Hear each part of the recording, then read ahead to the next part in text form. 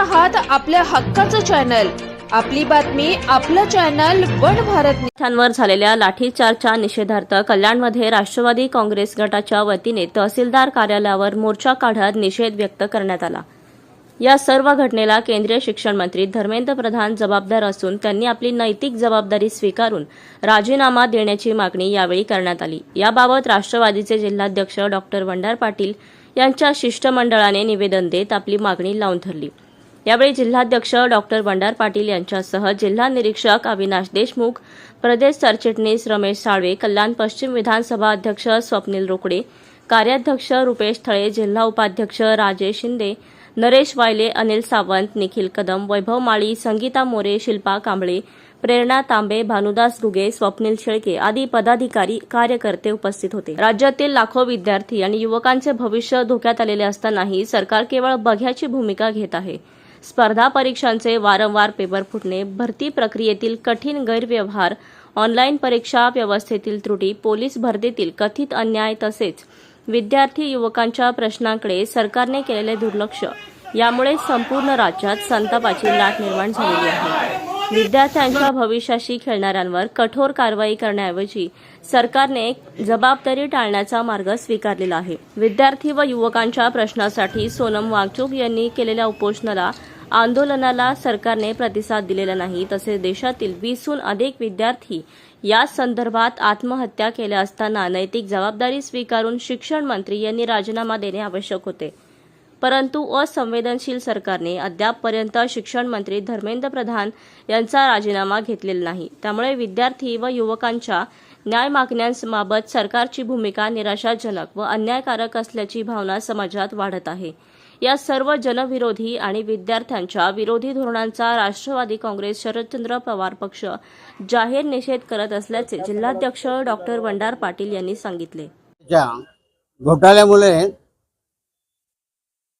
शिक्षण मंत्री धर्मेंद्र प्रसाद आम्ही राजीनामा मागत होतो. तो राजीनामा त्याने अगोदर दिला असता तर आम्हाला आंदोलन करण्याची पाळी आली नसती.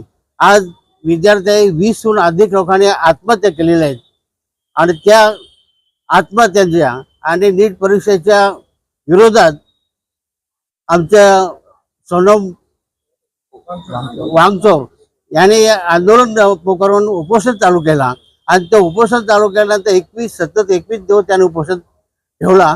पण त्याच्याकडे आजपर्यंत कोणी एकही माणूस तिथे ढुकला सुद्धा नाही आणि 21व्या दिवशी त्याला चादरीत गुंडाळीत उचलून नेऊन हॉस्पिटलमध्ये ठेवला.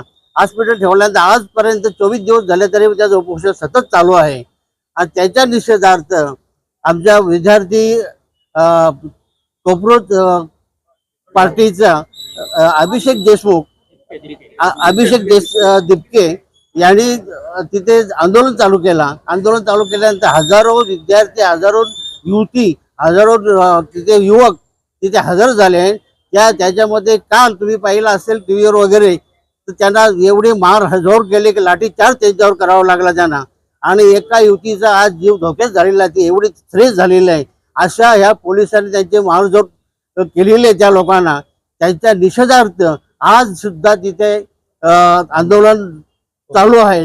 पण ह्या सरकारला त्याच्यातली कुठल्याही प्रकारची जाऊन त्यांना भेटावा, त्यांच्या आंदोलनाला जाऊन तिथे भेट द्यावा असा कुठल्या प्रकारचं एकही सरकार तिथे कोणीच आजपर्यंत ढुकलेलं नाही. जर नरेंद्र मोदीचा पहिल्या दिवशी सोमवारचा जर त्यावेळेला त्याचा भाषण झाला लोकसभेमध्ये,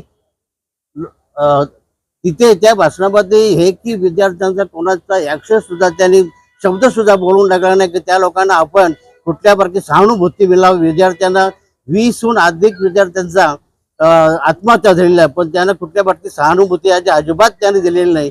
त्याचप्रमाणे आपल्या महाराष्ट्राचे गव्हर्नमेंट, महाराष्ट्रात जो सरकार आहे त्याने सुद्धा आजपर्यंत त्यांना कुठल्या प्रकारची सहानुभूती विद्यार्थ्यांना दिलेली नाही.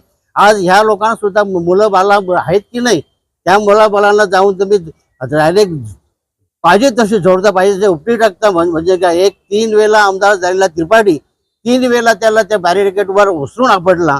ही या सरकारची माणुसकी. त्यांना आमची एकच मागणी आहे का ह्या शिक्षण मंत्री धर्मेंद्र प्रसादचा राजीनामा घ्यावा. आमची एवढी मागणी आहे.